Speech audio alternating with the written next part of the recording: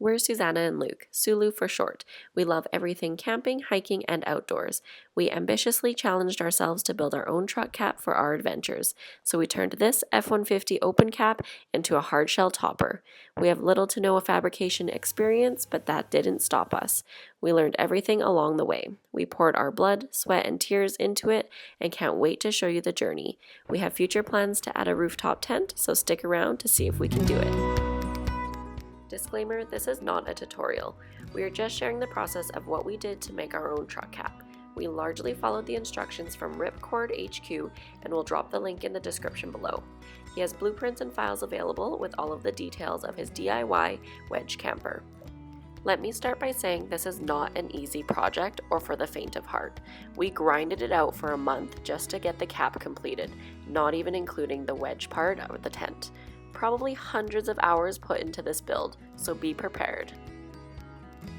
The first part of this massive project is to build a wood jig. This will hold the steel beams in place while we measure, cut, and weld the actual cap that sits on the truck box.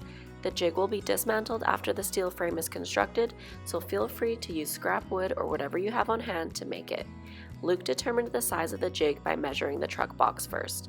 The bottom of the template sits on the edges of the truck, so we would know the length and width required for our cap. We used 1x2 lumber for most of the frame because it was cheap, but truthfully 2x4s would have been way better due to the weight of the cap.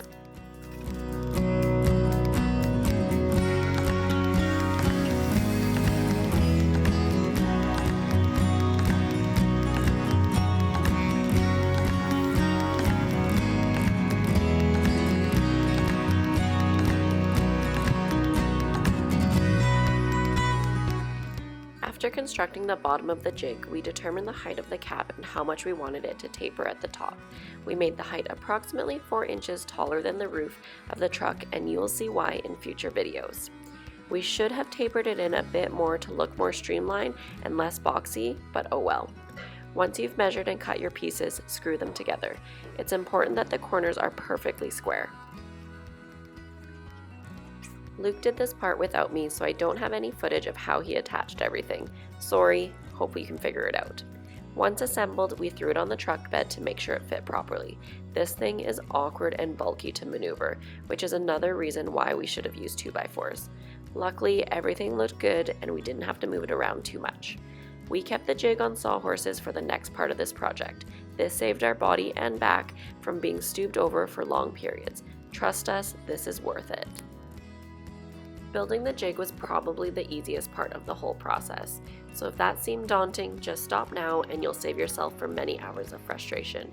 If you want to see Luke and I test our patience and dabble into metalwork, check out part 2.